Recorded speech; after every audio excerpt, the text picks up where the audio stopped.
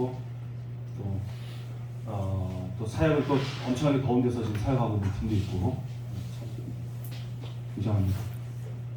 이번에 저희들도 또 사역지로 두 군데를 가는데 항상 말씀드리지만 35도로 가고 또 35도로 갑니다. 그래서 둘 다 35도. 네. 잠깐만요.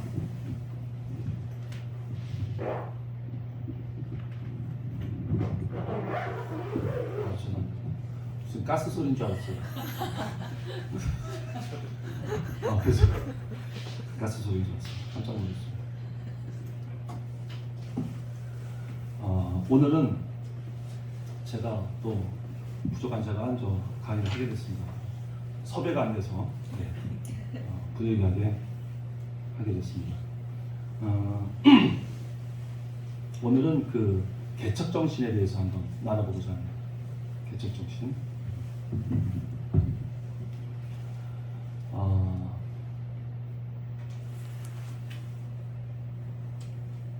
죄송합니다. 이거 좀 나눠줄래요?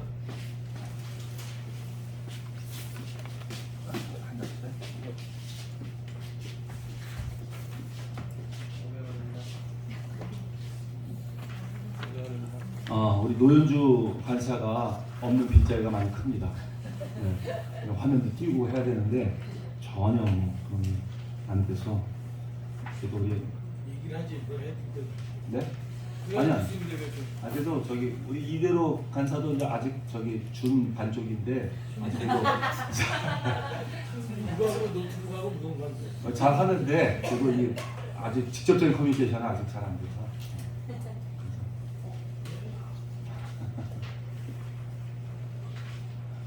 혹시 말씀 중에서 드시고 싶은 거 있으면 좀 드십시오. 식사 못 하시는 분들도 있으니까 드시고 천천히 드시면 좋겠습니다.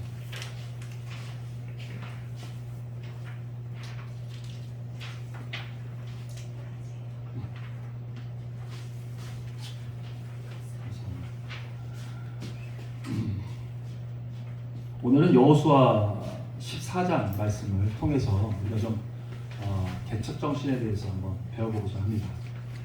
여호수아 14장 6절에서 15절 말씀인데요. 좀 긴 구절이다 보니까 우리가 교독을 한번 했으면 좋겠습니다. 제가 먼저 읽고 함께 교독했으면 좋겠습니다. 제가 먼저 읽겠습니다. 6절입니다. 그때 유다 자손이 길갈에 있는 여호수아에게 나오고 그니 사람 여분네의 아들 갈렙이 여호수아에게 말하되 여호와께서 가데스 바네아에서 나와 당신에 대하여 하나님 사람 모세에게 이르신 일을 당신이 아시는 바라. 내 나이 40세의 여호와의 종 모세가 가데스 바네아에서 나를 보내어 이 땅을 정탐하게 하심으로 내가 성실한 마음으로 그에게 보고하였고 나와 함께 올라갔던 내 형제들은 백성의 간담을 높게 하였으나 나는 내 하나님 여호와께 충성하였으므로 내가 내 하나님 여호와께 충성하였은즉 내 발로 밟는 땅은 영원히 너와 내 자손의 기업이 되리라 하였나이다. 이제 보소서 여호와께서 이 말씀을 모세에게 이르신 때로부터 이스라엘이 광야에서 방황한 이 45년 동안을 여호와께서 말씀하신 대로 나를 생존하게 하였나이다. 오늘 내가 85세로 돼 모세가 나를 보내던 날과 같이 오늘도 내가 여전히 강건하니 내 힘이 그때나 지금이나 같아서 싸움이나 출입을 감당할 수 있으니 그날에 여호와께서 말씀하신 이 산지를 지금 내게 주소서. 당신도 그날에 들으셨거니와 그곳에는 아낙 사람이 있고 그 성읍들은 크고 견고할지라도 여호와께서 나와 함께 하시면 내가 여호와께서 말씀하신 대로 그들을 쫓아내리이다 하니 여호수아가 여분의 아들 갈렙을 위하여 축복하고 헤브론을 그에게 주어 기업을 삼게 하매 헤브론이 그니스 사람 여분의 아들 갈렙의 기업이 되어 오늘까지 이르렀으니 이는 그가 이스라엘의 하나님 여호와를 온전히 쫓았습니다. 헤브론의 옛 이름은 기럇 아르바. 아르바는 아낙 사람 가운데서 가장 큰 사람이었더라. 그리고 그 땅에 전쟁이 그쳤더라. 아멘. 이번에 우리가 나누고자 하는 것은 개척 정신인데요. 요즘 사람들을 한번 우리가 살펴보면 개척 정신이 많이 없는 것 같습니다. 그냥 복지부동하고 또 자기 삶을 그냥 꾸려가는데 만족하고 뭔가 새로운 것에 대한 새로운 도전이 도전의식이 많이 부족한 것 같습니다. 나이가 들면 들수록 더 그렇습니다. 그동안 고생을 많이 해서 그런지 몰라도 또 어려운 일들을 많이 겪어서 그런지 몰라도 이제 그래 물러나야지, 이 정도는 됐어, 그렇게 하면서 뒷짐지고 뒤에 물러가 앉으려고 합니다. 그러나 성경은 이런 논리를 지지하지 않습니다. 이런 사고방식들을 결코 지지하지 않고 있습니다. 성경은 오히려 우리에게 갈렙의 사건을 보여주면서 너희가 나이가 많던 적던 간에 항상 새로운 것에 대한 도전을 하라고 말씀을 하고 계십니다. 본문 내용을 잘 모르시는 분들을 위해서 간단하게 말씀을 드린다면, 이집트 곧 애굽에서 400년간 종살이를 했던 이스라엘 백성들을 하나님께서는 모세라는 인물을 통해서 구원하기로 작정을 하셨습니다. 수많은 기적들을 나타내셨고요. 또 우리가 잘 아는 홍해가 갈라지는 그런 사건을 통해서 이스라엘 백성들을 애굽에서 나오게 하셨죠. 이것을 우리는 출애굽 사건이라고 말을 합니다. 그들은 장성한 남자들만 60만 명이었습니다. 그리고 자녀들과 어린아이들과 부녀까지 합친다면 200만 명이 좋게 넘는다고 얘기를 합니다. 이들은 갈라진 홍해를 통해서 광야에 들어왔고 얼마 안 있어서 10계명을 받았고 또 율법을 받았습니다. 그래도 그 이스라엘 백성들은 조금만 힘들면 하나님을 원망했습니다. 모세를 원망했고, 그리고 다시 애굽으로 돌아가자고 불평을 했습니다. 하나님의 그 많은 기적들을 다 보았음에도 불구하고 그들은 하나님에게 그렇게 원망을 했던 것이죠. 결국 그것이 믿지 않아서 그런 불명을 한 것입니다. 그래서 히브리서 보면 그들은 다 믿지 않아서 광야에서 죽었다고 얘기를 합니다. 장정 60만은 하나님께서 그리하여서 광야 40년간을 돌게 만드셨고, 믿지 않았던 자들, 결국은 광야에서 다 죽게 하셨죠. 그러나 믿음의 사람 여호수아와 갈렙만큼은 가나안 땅에 들어가게 하셨습니다. 40년간의 그 광야 생활이 끝나고 1세들은 다 거기서 죽었지만 그 당시 미성년자였던 그 자녀들이 성장하여서 다른 세대, 새로운 세대를 만들어서 여호수아와 갈렙과 함께 가나안 땅에 들어가게 된 것이죠. 여호수아서 14장 정도 보면은 이미 가나안 땅에 있는 그 안에 들어가서 모든 것을 다 정복 사업이 한 95% 정도는 맞춰진 상태입니다. 그래서 모세가 명령한 대로 이스라엘 12지파에게 기업 분배가 어느 정도 다 이루어진 상태였습니다. 한 5% 정도 남았지만 그것은 그렇게 중요한 땅이 아니었습니다. 이스라엘 백성들에게 그렇게 중요하게 여기지 않는 땅이었습니다. 산지 같은 이런 땅만 좀 남았던 것이죠. 중요한 알곡 같은 땅, 또 젖과 꿀이 흐르는 땅이라든가 곡창지대 같은 이런 좋은 땅들 이미 다 점령하고 분배가 된 상태였습니다. 그때 갈렙이 모세에게 와서 모세를 이어서 지도자가 된 여호수아에게 나와서 이렇게 말을 하고 있는 것입니다. 오늘 읽은 본문처럼 40년 전에 광야 생활을 했을 때를 기억하느냐고 묻습니다. 45년 전이죠. 그때 출애굽하고 나서 정확하게 한 15개월 정도 지났을 때였습니다. 가데스 바네아에서 12지파의 두령들을 다 뽑았습니다. 차출해서 뽑아서 가나안 땅을 정탐을 하게 만들었죠. 그때 유다 지파의 두령은 갈렙이었고 또 에브라임 지파의 두령은 여호수아였습니다. 이렇게 12지파의 두령들을 다 뽑아서 가나안 땅을 정탐하게 했어요. 한 40일간의 정탐이 모두 끝나고 돌아와서 보고를 하는 데 있어서 나머지 여러분도 잘 아시다시피 10지파들은 굉장한 안 좋은 복을 했습니다. 간담이 녹는 복을 했습니다. 그래서 그 복을 듣고 이스라엘 백성들은 다 마음이 녹았어요. 뭐라고 했냐면 그들은 거인들이다. 그들에 비하면 우리는 메뚜기 같다. 그래서 우리는 그들 손에 죽게 될 것이다 라고 말을 했죠. 우리가 그 사람들도 우리가 이해가 됩니다. 왜냐하면 안악조세는 완전 거인이었거든요. 그 거인들을 봤으니 자기들 메뚜기같이 보일 것이 당연하죠. 우리가 반지의 제왕 같은 영화를 보면 거기에 정말 괴물 같은 애들이 많이 나와요. 우리 사람보다 한 3, 4배는 더 크고 뭐 2도 이렇게 나오고 아주 무시무시합니다. 그것들이 아주 수십만이 그냥 막 몰려서 성을 점령하려고 막 달려드는 모습을 보게 되죠. 그걸 두려워하지 않을 사람이 어디 있겠어요. 많이 두려워하게 되죠. 그래도 거기에 있는 주인공도 그걸 두려워하지 않습니다. 맞서서 싸우고 그 거인들을 다 물리치는 것을 우리가 봅니다. 이스라엘 백성들도 마찬가지였어요. 광야로 나와서 싸웠을 때 뭐 바사나 옥과도 싸우고 블레스과도 싸우고 많이 싸웠습니다. 또 이렇게 싸울 때마다 그들이 이겼어요. 승리했습니다. 항상 승리했습니다. 근데 그 사람들이 실력이 좋아서 승리한 건 아니잖아요. 그 사람들이 애굽에서 종노릇만 했습니다. 종살이만 했었던 사람들이에요. 무예를 배워보지 않은 사람들입니다. 그런데도 강에 나와서 그 전투력이 강한 군사들과 싸워서 승리했던 거예요. 그러면 이 사람들이 잘해서 싸운 게 아니거든요. 승리한 게 아니었죠. 근데 그들은 하나님의 은혜로 그것이 승리했다는 사실을 금세 잊어버리고 말았습니다. 자기 실력으로 이긴 것처럼 생각을 한 것이죠.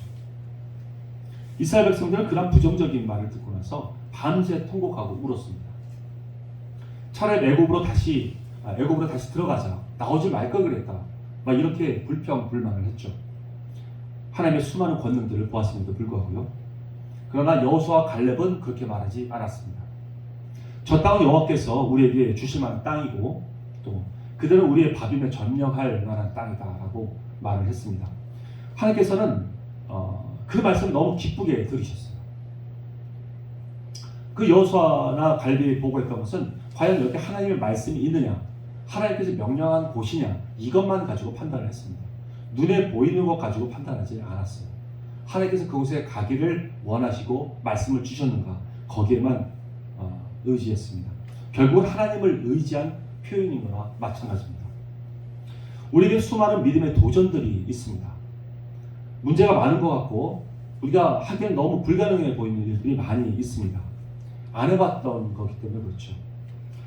또 그런 도전이 만약에 나의 욕심으로 시작되는 것이라고 한다면 그 장애물은 굉장히 크게 보일 수밖에 없습니다. 나의 힘에는 한계가 있기 때문에 그렇죠. 하지만 하나님의 약속이 있고 또 명령한 일이라면 그것은 하나님의 능력이 나타납니다. 그분께서 이루십니다. 아멘? 아멘. 영적으로 아무리 무섭고 그리고 굉장히 험악해 보이는 그 괴물들이 보일지라도 우리는 그것을 무찌를 수가 있습니다. 마치 다윗과 골리앗이 싸운 것처럼 말이죠. 우리는 똑같은 그러한 다윗은 우리의 예표입니다. 우리도 그렇게 싸워서 골리앗을 물리칠 수 있는 그런 자라는 말이죠. 왜냐하면 하나님의 능력으로 싸우기 때문입니다. 하나님께서는 여호수아와 갈렙의 이 말씀을 듣고 매우 기뻐하셨습니다. 그래서 갈렙에게 많은 기업을 주셨습니다. 약속하셨습니다. 그래서 실제로 40년 후에 갈렙, 그 유다 지파는 다른 지파에 비해서 굉장히 더 많은 땅을 차지하게 되었습니다. 그렇지만 그 많은 땅을 차지하고 나서도 유다 지파에 있던 그 족장인 갈렙은 여호수아에게 나와서 더 많은 땅을 달라고 요구하고 있는 것입니다. 새로운 땅을 달라고 요구하고 있는 것이죠. 그들 40년간 광야 생활을 했고 5년 동안은 정복 전쟁을 치렀습니다. 그런데 여호수아가 바라보니까 갈렙의 표정이 좋지 않은 것입니다. 좀 어둡고 좀 뭔가 불편해 보여요. 그래서 왜 그러냐고 물어보니까 여호수아는 이미 95% 정도 다 점령되었지만 나머지 5% 점령되지 않은 하나님 약속의 땅, 하나님 주기로 하셨던 그 땅의 5%가 점령되지 않은 것에 마음에 어려움이 있었던 것이었습니다. 하나님의 마음에서 본 것이죠. 그래서 내가 그 땅을 좀 나머지 5%를 내가 차지하기를 원합니다. 나에게 주십시오라고 당당하게 얘기를 하고 있는 것입니다. 그때 갈렙의 나이가 85세입니다. 청년의 나이가 아닙니다. 저희 아버지께서 85세에 돌아가셨어요. 그냥 그렇게 연로한 나이예요. 그런데 그 나이에 그래서 할아버지가 백발된 노인네가 그 산지를 달라고 얘기하는 것입니다. 저도 나이가 이제 50대 중후반이 넘어가면서 저도 많이 힘듭니다. 여기 뭐 더 힘든 말할 것도 없지만 장로님께서 죄송합니다. 네. 근데 많이 힘들어요. 그냥 산에 올라가는 것도 많이 힘듭니다. 마스크 끼고 하니까 더 힘든 것 같아요. 막 호흡이 안 돼요. 어느 날 막 올라가고 있는데 내가 이렇게 산을 잘 못한다? 그럼 생각하고 올라갔어요. 그러니까 한때는 그냥 이렇게 한 번도 안 쉬고 그냥 올라가기도 하고 검단산 같은 한 번도 안 쉬고 올라가기도 했는데 지금은 막 너무 힘든 거예요. 알고 보니까 마스크를 꼈어요. 마스크를 끼면 너무 힘들어요. 근데 갈렙은 그 나이에 헤브론 산지를 달라고 요구하는 겁니다. 해발 800m입니다. 굉장히 높아요. 거기에 진지를 구축하고 그 땅을 달라고 요구하고 있는 것입니다. 헤브론 땅은 가나안 땅의 전략적인 요충지였습니다. 헤브론 땅이 가장 점령하기 힘든 땅이었어요. 거기는 구척 장신이 살고 있었습니다. 안악자손이라는 그 큰 거인들이 살고 있었어요. 한 척이 30cm이니까 구척이면 2m 70입니다. 굉장히 크죠. 베로 형제보다 조금 더 큽니다. 그러니까 굉장히 큰 거죠. 네. 그렇게 큰 골리앗 같은 사람들이 살고 있었습니다. 그래서 모든 이스라엘 지파들이 엄두도 못 내고 있었어요. 점령하지 못하고. 근데 백발된 할아버지가 그 땅을 달라고 지금 요구하고 있는 것입니다. 우리에게 개척할 때에는 그 처해진 환경이 굉장히 어렵고 힘들어 보일 수가 있습니다. 한 번도 해보지 않은 길이기 때문에 그렇습니다. 두렵기도 하고 또 잘 극복할 수 없을 것 같은 마음도 들기도 하죠. 마치 오른손 투수가 계속해서 공을 던졌는데 어느 날 왼손으로 던져야 될 아주 부자연스러운 그런 상황과 같습니다. 좀 벗겼으면 더워지네. 엄청 추웠는데.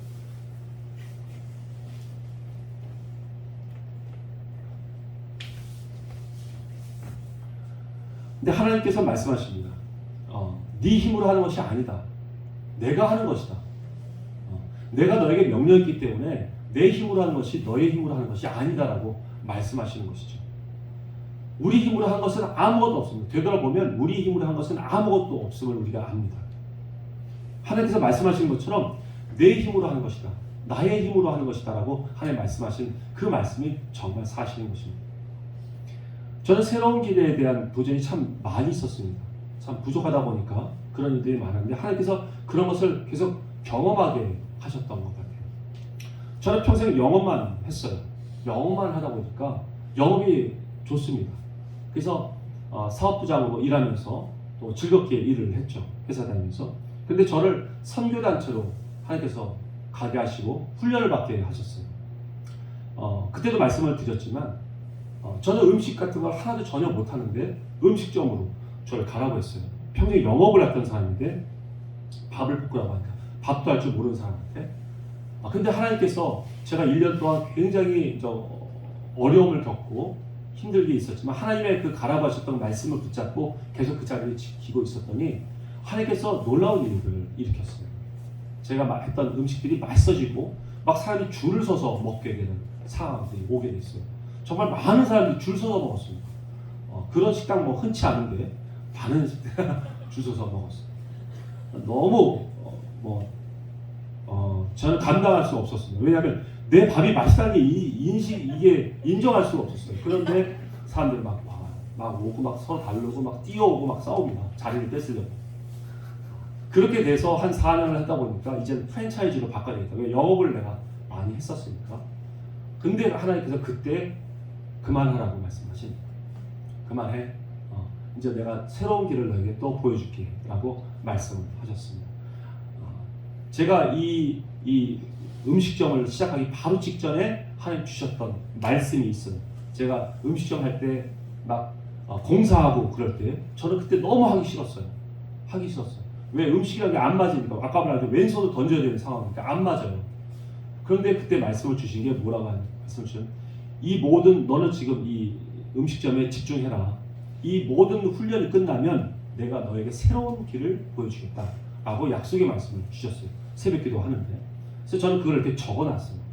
저 기록을 딱 해놓고 그러고 나서 잊어버렸습니다. 그 공사하고 저 막 좌충돌하면서 그 장사를 했죠.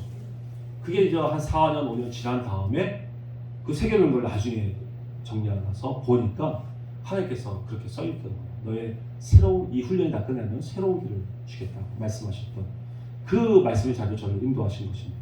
그게 뭐냐면 공부하는 겁니다. 난 평생 공부를 안 해봤습니다. 죄송한 말씀, 평생 공부를 해본 적이 없습니다.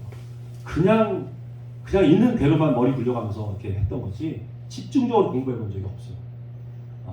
그때 저에게 공부하라고 게 여러분들은 뭐 별거 아닐 수 있습니다. 전혀 별거 아닐 겁니다. 그냥 공익중개사 시험 보는 거.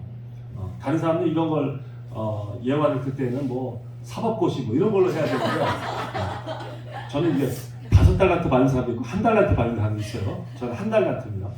중개사 시험도 너무 어려워요. 근데 저에게 그걸 하라고 시키신 거예요. 굉장히 부담이 됐었습니다. 근데 그냥 저도 하나님의 말씀 또 주셨으니까 그냥 그 말씀 의지해서 그럼 공부를 하겠습니다. 그러고 출발했습니다. 저는 1년 안에 그냥 따겠다 작정을 했어요. 그리고 직장 다니지 않고 공부하는 데 그냥 집중을 했습니다. 반드시 1년 안에 따야 돼요. 안 그러면 월급을 또 어디서 직장에 다녀서 생활비를 공급해야 되기 때문에 1년 안에 해야 됩니다. 그리고 아내가 대신 직장에서 조금 나가서 일을 해줬죠. 공부를 하는데 열심히 공부했습니다. 나가서 10시부터 2시까지 강의를 듣고 남은 시간 자습하면서 공부해야 되는 거예요. 그런데 공부를 하다 보니까 공부를 워낙 안 하다 보니까 요령이 생기기 시작했습니다. 그 요령이 뭐냐면 비교를 한 거예요. 거기 야간반 다니는 친구들이 있었습니다. 야간에 직장을 다니다가 저녁에 와서 공부하는 친구도 있어요. 비교를 해도 그런 사람하고 비교를 하면서 저들은 시간이 저렇게 없는데도 공부하는 거 보면 나는 얼마나 시간이 널널하냐. 그러니까 나는 좀 여유 있게 해도 되겠다 해가지고 수업을 10시부터 2시까지 듣고 나서 그 나머지 시간을 자습을 하고 참 말하기도 부끄러운 만화가게에 가서 만화를 보고 있었어요. 공부 안 하면 이렇게 되는 거예요. 이게 책은 보긴 봐야 되고 하니까 만화책을 보게 되는 거예요. 그래서 책을 만화책을 보고 라면도 시켜 먹어서 뭐 먹고 간식 먹고 뭐 이러다가 집에 와요. 그 아내는 열심히 공부하다 온 줄 알고 수고했다고 뭐 이렇게 주물러주고 그랬어요. 좀 미안하긴 했지만 그래도 계속 그렇게 지냈어요. 한 5월달까지 그렇게 생활을 했어요. 그러고 나서 5월달에 모의고사를 보는데 점수가 전혀 안 나는 거예요. 전혀 안 나와요. 한 50점만 나와도 60점이 만점입니다. 60점이 그 통과하는 점수인데 평균 60점이 맞아야 되는데 보통 떨어진 사람이 50점까지 맞추고 이 10점을 못 올려갖고 재수, 삼수, 사수하고 막 그런 것도 많이 있습니다. 저는 그거보다 형편없는 점수가 나오는 거예요. 아예 점수가 안 나와요. 공부를 안 했으니까, 듣기만 했으니까. 근데 그 상태를 딱 봐니까 저는 완전히 이제 장난이 아니구나라는 걸 느끼게 됐어요. 제 현실감을 갖게 된 겁니다. 얼마나 좌절되고 낙심되었는지 제가 그때 표현이 어떤 표현이냐면 여러분 혹시 그거 올라가 보신 적 있습니까? 굴뚝, 굉장히 큰 굴뚝 있어요. 아주 굉장히 큰 굴뚝. 한 100m 되나 봐. 그렇게 큰 굴뚝이 있는데 거기 일자로 사다리가 쫙 연결되어 있습니다. 제가 옛날에 울산 석유학단지를 다닌 적이 있었고 거기를 한번 올라가 본 적이 있어요. 이렇게 그냥 일자입니다.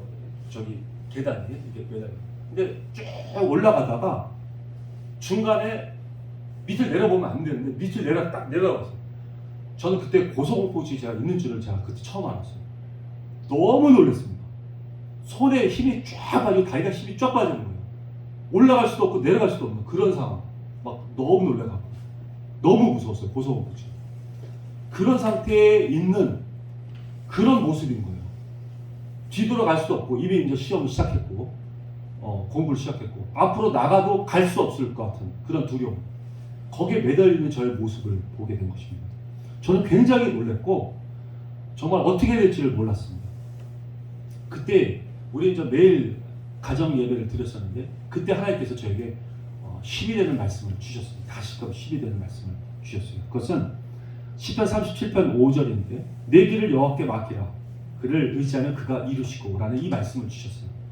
그래서 그때 그 말씀을 꽉 붙잡았습니다. 이제 뭐 더 이상 빠져나갈 데가 없기 때문에 그 말씀을 꽉 잡았어요. 알겠습니다. 하나님을 내가 의지하겠습니다. 그러면 이루어 주신다고 말씀하셨습니다. 그 약속을 믿습니다. 하고 꽉 붙잡았죠. 그래서 하나님께서 인도하신다고 내가 따르기로 했습니다.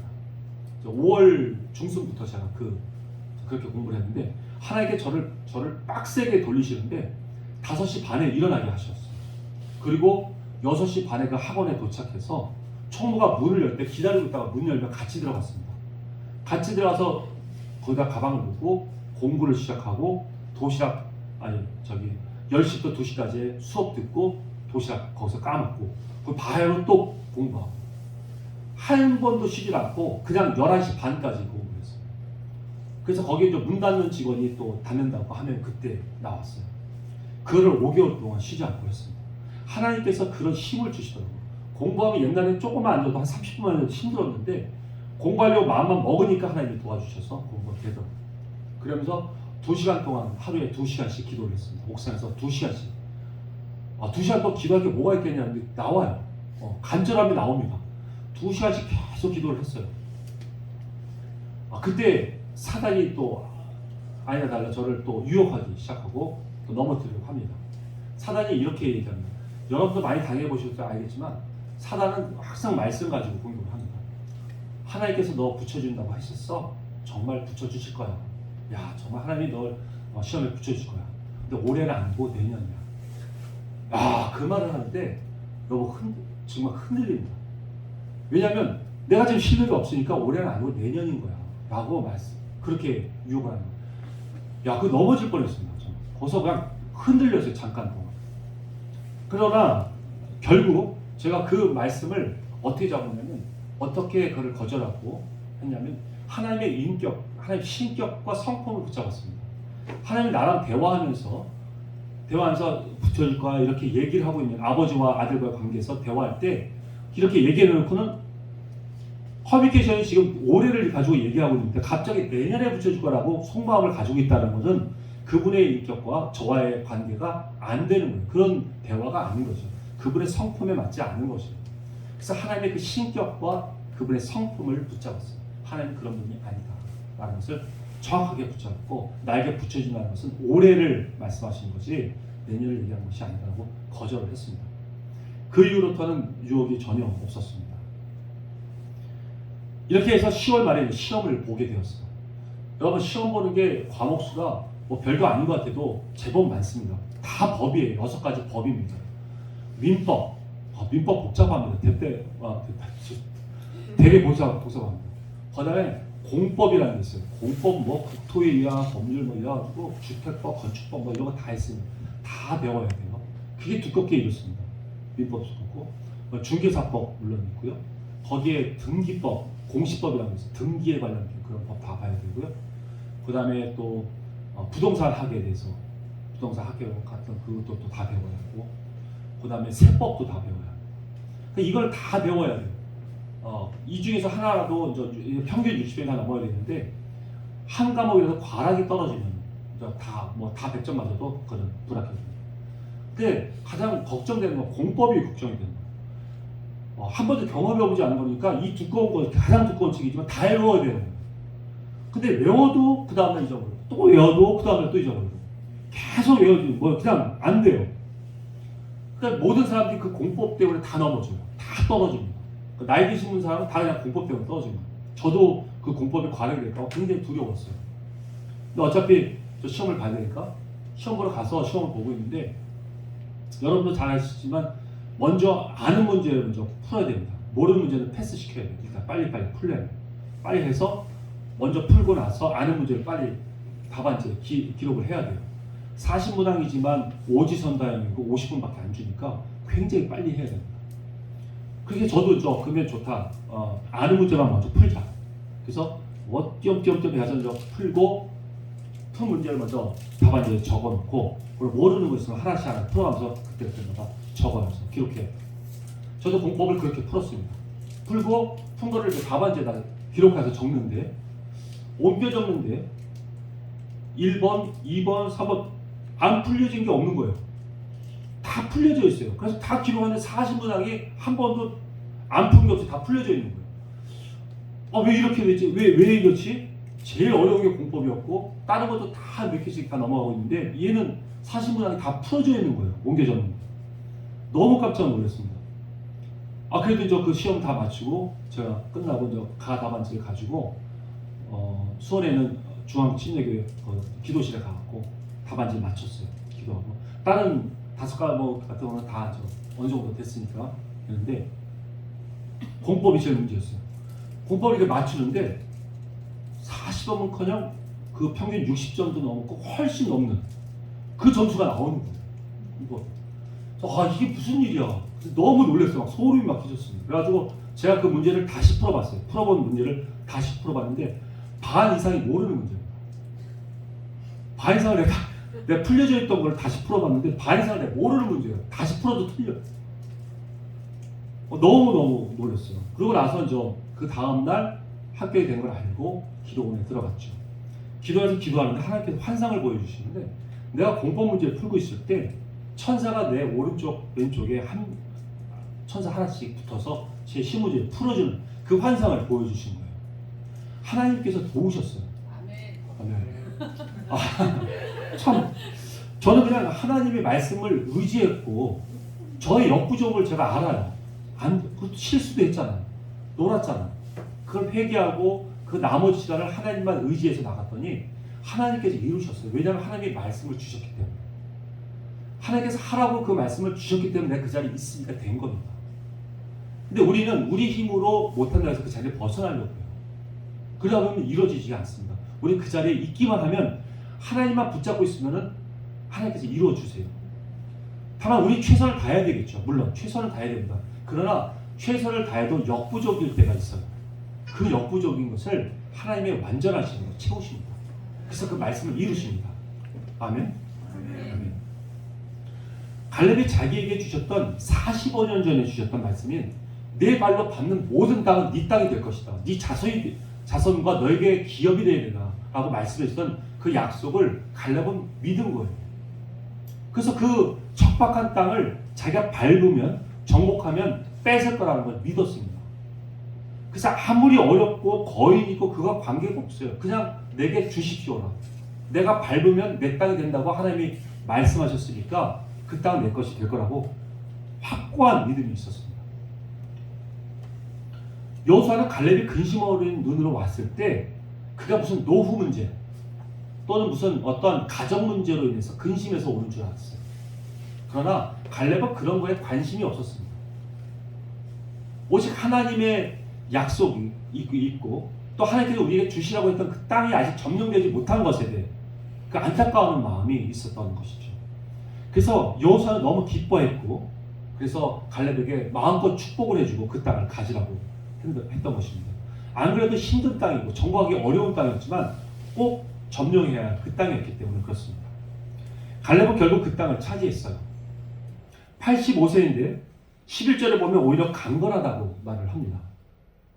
그렇지만 여러 성경학자나 그 성경학자의 그 고증에 의해서 보면은 그때 85세와 지금의 85세가 똑같다고 말합니다.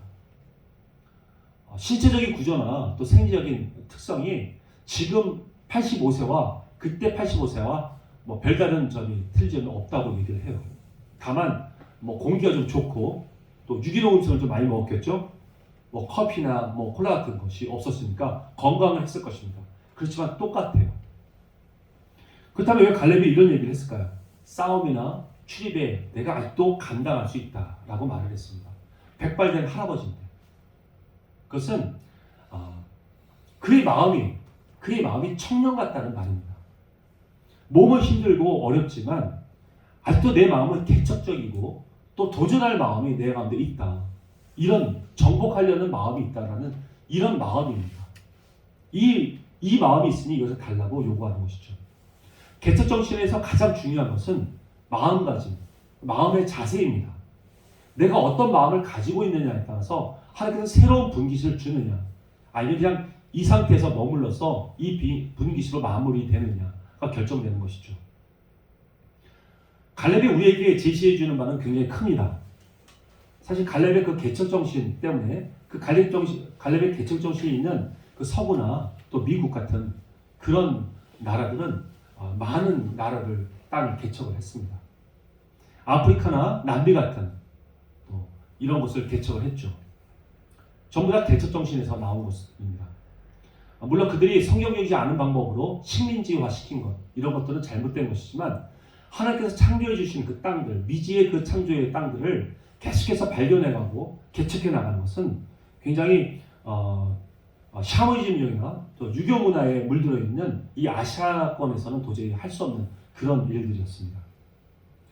기독교는 개척 정신을 기반으로 가지고 있습니다. 한국이 이만큼 근대화됐던 이유 중에 하나도 바로 이런 기독교적인 정신이 있어서 그렇습니다. 항상 의식이 깨어있는 지도자들은 기독교 지도자들이었습니다. 1919년 그 3.1운동 할 때도 독립선언문을 발표한 33명 중에서 16명이 기독교인이었습니다. 그들 항상 깨어있었고 이 나라의 미래를 생각했고 또 전 세계의 나라를 생각했습니다. 그리고 하나님의 나라를 생각해서 깨어있었고 또 행동했던 사람들입니다. 요즘 들어 안타까운 것은 한국교회와 또 이 교회 다니는 성도들이 이러한 개척 정신이 많이 부족하다는 것입니다. 기독교와 타종교 그리고 사모이즘의 세계관에 대해서 한번 비교해 보았습니다. 기독교는 상당히 개척적입니다. 또 모험적인 세계관을 가지고 있죠. 개척적이다 보니까 어떤 의료 그 분야에서는 페니실린 같은 것도 발견을 하고 그래서 많은 질병들을 예방하고 고치기도 합니다. 의사소통 분야에서는 또 아프리카 같이 수천 년 동안 북소리로 의사소통을 할 때 이들은 문자를 만들어냈고 방송국을 세우고 또 위성을 띄웠습니다. 그리고 또 달나라까지도 탐험을 하죠. 이러한 것이 개척 정신입니다. 남극이나 북극도 탐험을 하고요. 신대륙도 발견을 합니다. 그러나 아시아권에 있는 샤머니즘이나 불교의 세계관들은 굉장히 운명적입니다. 너의 운명은 네가 타고났다. 또 네 팔자는 원래 그래. 라고 말을 합니다. 우리에 있는 우리 아시아권에 있는 기독교인들도 그런 마인드가 좀 깔려 있는 것 같아요. 그런 세계관이 좀 깔려 있는 것 같아요. 그래서 정말 이 정도면 됐어. 더 이상은 좀 어려워. 이 정도의 신앙은 괜찮아. 꼭 더 해야 돼? 적당히 좀 해. 야, 미친 사람 같아. 야, 꼭 그 신앙을 그렇게 가져야 돼? 그렇게 미친 것처럼 신앙생활을 해야 돼? 이런 마음이 깔려 있어요. 그러니까 적당히 하려는 그런 마음들이 있습니다. 이런 마음은 하나님 앞에 깊이 나아가게 하는 그런 우리의 신앙을 굉장히 방해합니다. 마치 지성소 안에 깊이 들어가지 못하도록 막는 것과도 같습니다. 우리는 예수님을 믿으면서 우리 안에 새로운 것들을 많이 배우게 됩니다. 성경 말씀도 배우게 되고요. 비전과 사명을 알게 되고 그 다음에 회개도 하게 되고 또 여러 가지 영성을 우리가 배우게 되죠. 심지어는 전문적인 지식들도 배웁니다. 그러나 우리 가운데 개척 정신이 만약에 없다면 우리는 어느새 운명주의 그 세계관 밑으로 깔리게 됩니다.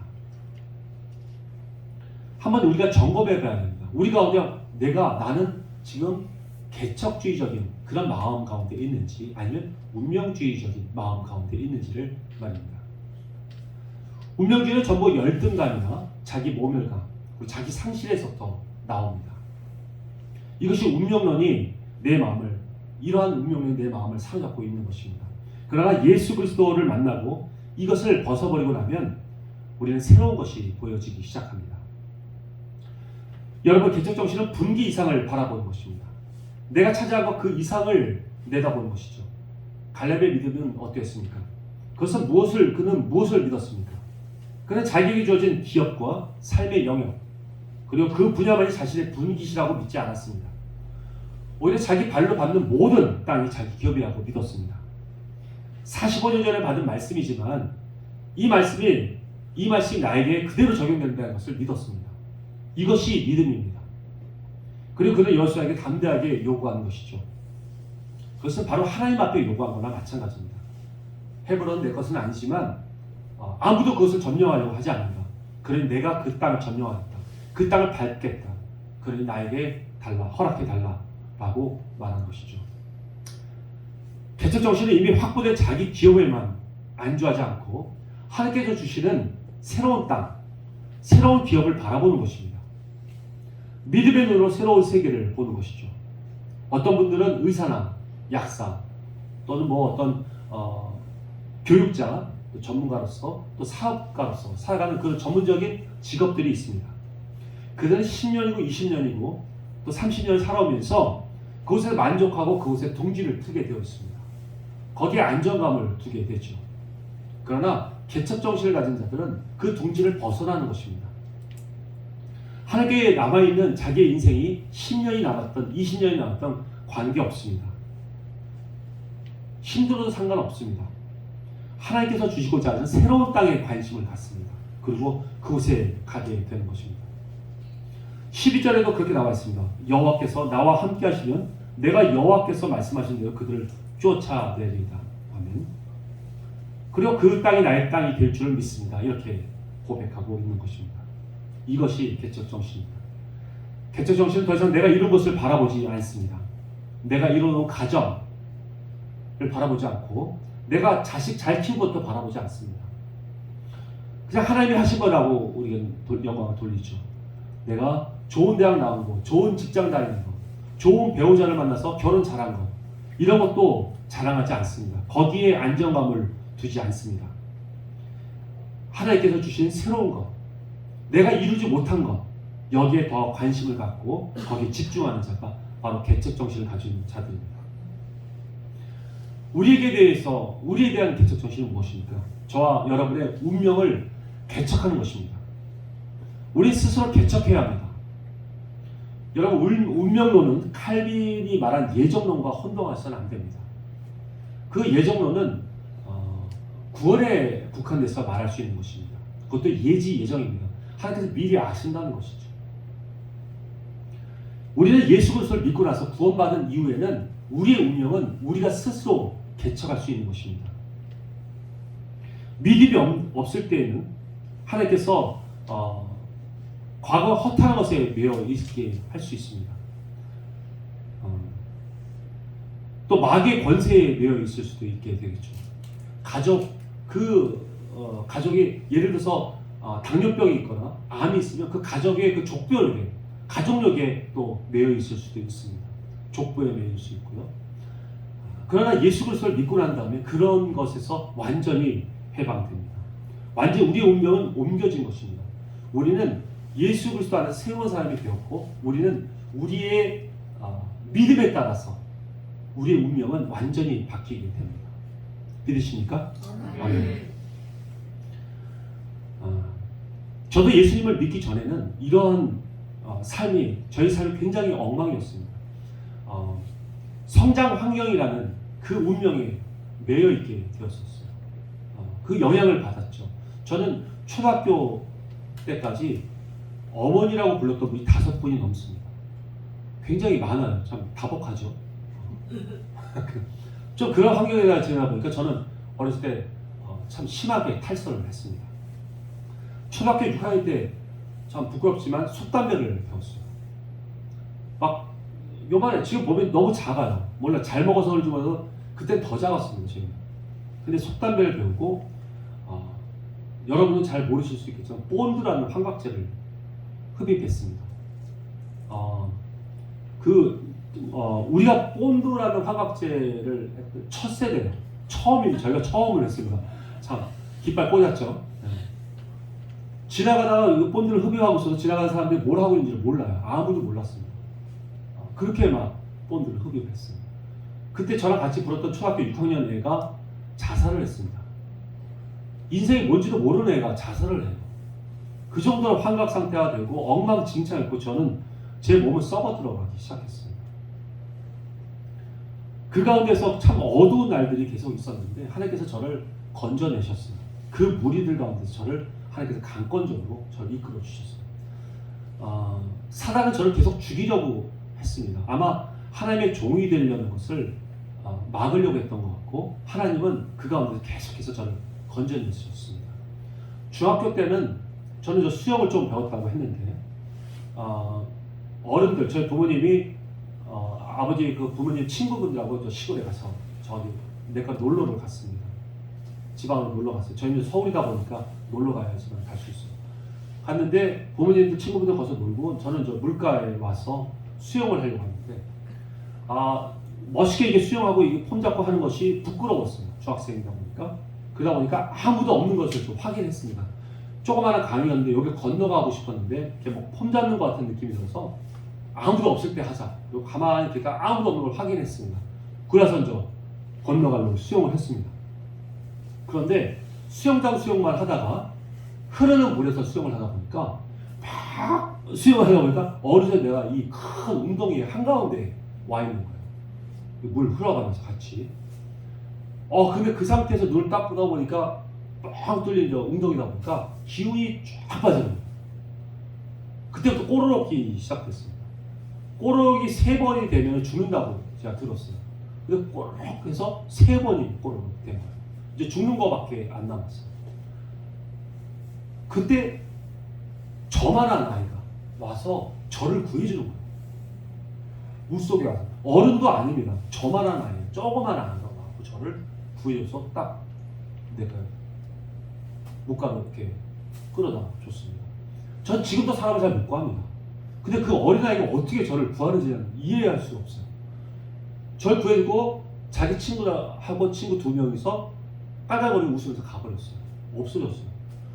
그러니까 내가 눈을 떠서 헉헉거리고 앉아서 딱 이렇게 바라보니까 아무도 없는 건 똑같아. 아무도 없었어요. 저만 알아요. 죽었다 살아났다는 사실. 지금 생각하면 그거 천사인 것 같아요. 천사. 나만 한 아이가 나를 어떻게 구할 수 있는지도 모르겠고 천사 같습니다. 이렇게 사단이 저를 많이 죽이려고 했어요. 저는 가위에도 눌려봤어요. 여러분, 저는 가위를 수년 동안 눌려봤어요. 가위에 눌려보신 적 있습니까? 가위에 눌리면요, 땀이 비 오듯이 쏟아집니다. 막 쏟아집니다. 땀이 그냥 막. 그리고 막 이상한 소리가 많이 들려요. 둥둥둥 막 이런 소리 막 들리고, 그렇게 땀 흘리고 하는 그런 상태로 제가 계속 청소년 시절을 보냈습니다. 그다음 고등학교 1학년 때는 집에 불이 났어요. 1월 달에. 그 추운, 지금같이 추운 1월 달에 불이 났는데 새벽에 불이 났습니다. 목조 건물이었는데 그냥 바로 그냥 폭삭 가라앉았어요. 저희는 새벽에 팬티바람으로 뛰쳐나갔고 겨우 살았어요. 수없이 저를 죽이려고 했던 것 같아요. 저는 이제 나중에 예수님을 믿고 성경을 읽을 때 이 구절이 하나 기억이 나요. 이사야서 43장 2절 말씀. 내가 물 가운데 지날 때에 내가 너와 함께 할 것이다. 강을 건널 때에 물이 너를 침몰하지 못할 것이며 내가 불 가운데로 지날 때 타지도 아니할 것이요 불꽃이 너를 사르지도 못하리니. 아멘. 이게 또 저한테 딱 맞아 들어가요. 물에 빠져도 안 죽고 불이 나도 안 죽었어요. 그 안 좋은 아이들한테 건져내셨고, 이런 경험이 있는 분들은 집중하십시오. 하나님께서 종으로 쓰시려고 택하신 거예요. 할렐루야. 이런 경험들이 많이 있으실 거라고 저는 생각해요. 그것들을 다 잊지 마십시오. 우연하게 넘어갔다 이렇게 생각하지 마세요. 하나님의 굉장한 계획이 있으십니다. 저는 26살에 예수님을 믿었는데 믿은 이후에는 전혀 이런 거하고 저하고 관계가 없습니다. 사단은 저의 옷깃도 건들지 못합니다. 정말 뭐 가위 뭐 이런 건 뭐 꿈에서라도 나쁜 것들이 일체 저한테 보이지 않습니다. 완전히 새로운 운명이었고 새로운 운명을 개척하는 사람이 되었어요. 이제 저와 여러분은 능력 주신 자 안에서 뭐든지 할 수 있습니다. 믿으십니까? 아멘. 개척 정신은 비전을 개척하는 것입니다. 저희 여러분에게 하나님께 주신 꿈이 있습니다. 그 꿈은 예정된 것이 아닙니다. 내가 어떻게 하느냐에 따라 그 꿈은 달라집니다. 내가 그냥 그 꿈을 가지고 가만히 있어도 그 꿈이 이루어지는 거 아닙니다. 하나님은 그런 마음이, 그런 믿음이라고 얘기하지 않아요. 개척 정신이 있어야 합니다. 그리고 우리가 움직여야 합니다. 천국은 침노하는 자의 것이라고 말씀하신 것처럼 우리가 움직일 때 우리의 그 꿈을 이룰 수가 있습니다. 지금도 늦지 않았습니다. 자신의 꿈을 완전히 이루시기 바랍니다. 하나님께서 45년 전에 말씀하셨던 것을 결국엔 이룬 그 갈렙처럼 그 꿈을 이루시기 바랍니다. 여러분, 개척하지 않으면 우리는 망합니다. 개척 정신이 필요한 이유가 바로 여기에 있습니다. 왜 개척하지 않으면 우리가 망할까요? 우리는 생각합니다. 내가 10년이고 20년이고 또 이것을 잘 쌓아놓은 것을 잘 보존하고 이것을 내가 잘 가지고 있으면 이 가운데서 내가 먹을 것이 나오고 또 내가 살 길이 나온다고 생각을 합니다. 안전하다고 생각을 하죠. 그러나 그렇지 않습니다. 소극적인 가치관으로 내 것을 지킨다고 해서 내 것이 안전하지 않습니다. 남의 것이 내 것처럼 변해져야 내 것이 안전합니다. 이게 무슨 말일까요? 남의 것이 내 것처럼 변해져야 내 것이 안전하다는 말이에요. 한번 우리가 예를 들어보겠습니다. 교육계의 현실을 한번 보면 내 자식만 열심히 교육을 시키고 내 자식만 윤리적인 그 가치관으로 가정교육을 잘 시킨다고 해서 우리 아이가 잘 자란다는 보장이 있을까요? 변해버린 이 세상의 유치원들, 그리고 냉소적이고 이기적인 그런 가치관을 가리키는 초등학교, 중학교, 고등학교에 보내면 그 아이들 가운데서 우리 아이들은 물들어 버리게 됩니다. 그 학교가 더러워진 그런 세상 교육 문화에 물들어져 있고 황폐하게 되어 있다면 여러분의 자녀들은 함께 그곳에서 물들게 되는 것이죠. 그래서 우리는 교육계를 개척해야 하는 것입니다. 하나님께서 가르쳐 주신 성경적인 원리 원칙대로 그 교육 문화를 바꿔야 하는 것이죠. 개척은 공격입니다. 방어가 아닙니다.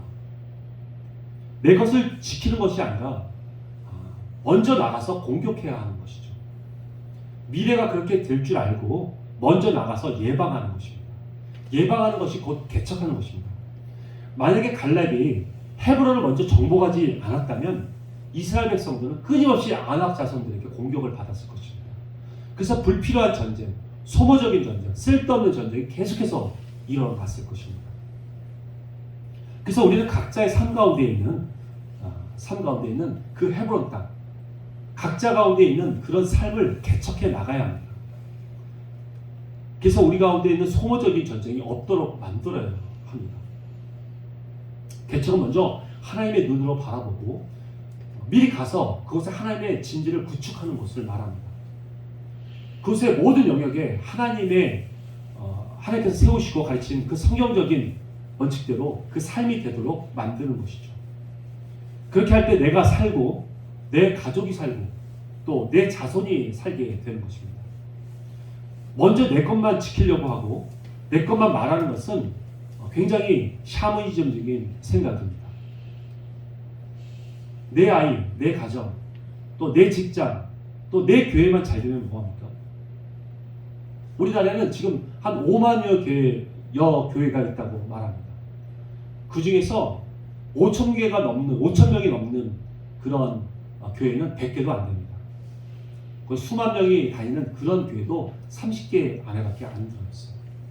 근데 그런 교회들이 각종 교육을 하고 세미나를 열고 컨퍼런스를 열고 또 어떤 활동들을 한다고 해도 그들만 잘하면 뭐합니까? 나머지 4만의 교회가 지금 힘을 잃고 어려워하고 힘들어하고 있는데 말이죠.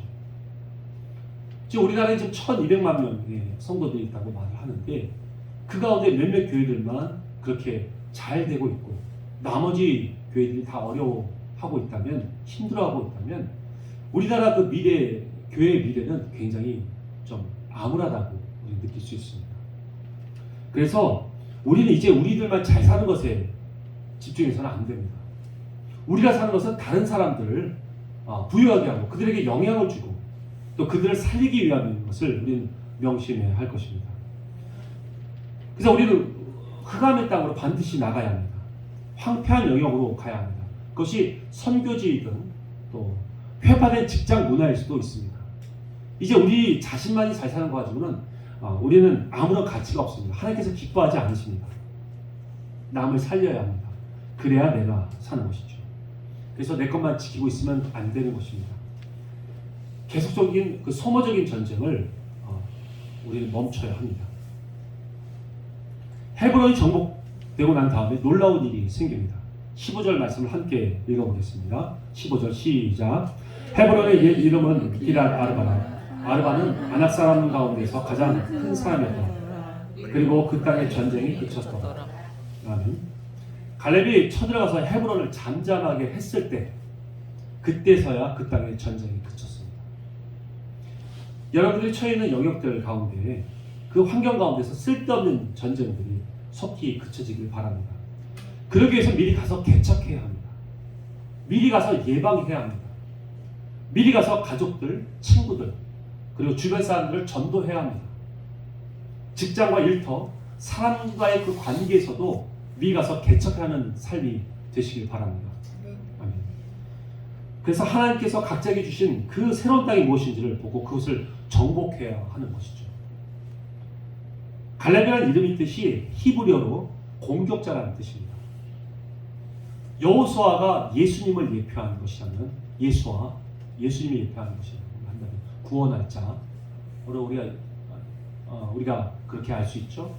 그런데 갈렙이라는 것은 공격자는 딱 둘이서 그 1세대에서는 가나안 땅에 들어갔습니다. 그 의미는 예수님과 함께 우리는 공격자가 되어야지 약속의 땅에 들어갈 수 있다는 것입니다. 여러분, 공격해야 한다는 것은 우리의 그리스도인으로서 필수적인 것입니다. 그냥 지키고 있다고 해서 우리는 그리스도인이 끝까지 그리스도인으로서 약속의 땅에 들어간 것이 아닙니다. 반드시 개척하고 반드시 공격하고 먼저 나가야 하는 것입니다. 우리 먼저 세상에 회파된 문화, 사단이 만들어 놓은 잘못된 문화를 공격해야 합니다. 성경적인 가르침대로 살 수 있도록 하나님 문화로 바꿔야 하는 것이죠. 끝으로 여러분, 개척할 때 주의할 점이 있습니다. 생각대로 마음대로 개척하지 마십시오. 보통 일 중심적인 사람들은 필요에 따라 보이는 대로 개척하려고 합니다. 그리고 일합니다. 그러면 하나님 앞에 아무런 열매 맺는 것이 없습니다. 개척할 때는 하나님 말씀에 따라서 개척해야 합니다. 갈렙도 여기 나와서 여기서 이렇게 말을 합니다. 여호와께서 45년 전에 그렇게 말씀하셨으니 그 말씀에 따라 내가 개척하겠나이다 라고 말합니다. 말씀이 움직이지 말라고 하시면 움직이지 마십시오. 말씀이 움직이라고 하면 그때가 알아서 개척해야 하는 것입니다. 말씀이 가라고 하면 가고 말씀이 멈추라고 하면 멈추십시오. 우리 결국 말씀을 이루는 자들입니다. 하나님의 말씀을 이루시려고 하나님께서 우리를 부르시는 것이죠. 교회 공동체나 또 선교 공동체를 통해서 그 말씀이 이루어지면 됩니다. 이번에 러시아와 또 캄보디아로 우리가 선교 지원을 떠납니다. 선교할 때도 마찬가지입니다. 우리 가서 정말 배가 너무 고파서 밥을 제대로 못 먹거나 생고생을 하거나 오히려 밥을 잘 먹고 놀라운 이적들이 나타난다 할지라도 그것들이 중요한 것이 아닙니다. 정작 중요한 것은 이번 선교를 통해서 하나님이 말씀하셨던 그 말씀을 이루느냐, 이것이 중요한 것이죠. 여러분의 사업장이나 직장도 마찬가지입니다. 돈을 많이 벌든 또 생고생을 하든 이런 것이 중요한 것이 아닙니다. 돈을 벌 때 되면 벌게 됩니다. 하나님께서 벌게 해주십니다. 그래서 진정 중요한 것은 하나님 만나고 그분과 동행하고 있느냐입니다. 하나님께서 여러분을 통해서 그 사업장이나 또 직장이나 가정에서 이루고자 하시는 하나님의 그 모든 일들이 이루어져 가고 있느냐, 이것이 중요한 것이죠. 하나님께서 이것을 기뻐하십니다. 아멘. 이제 하나님이 저에게 주신, 여러분에게 주신 목표, 그리고 하나님이 주신 비전, 그리고 꿈의 승부 거시기 바랍니다.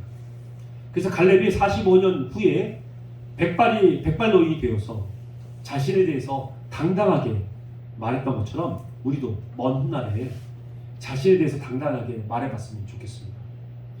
어떤 사람에게는 어려움이 있고 또 많았고 또 병들었고 또 초라한 모습으로 있을 수 있겠죠. 먼 훗날.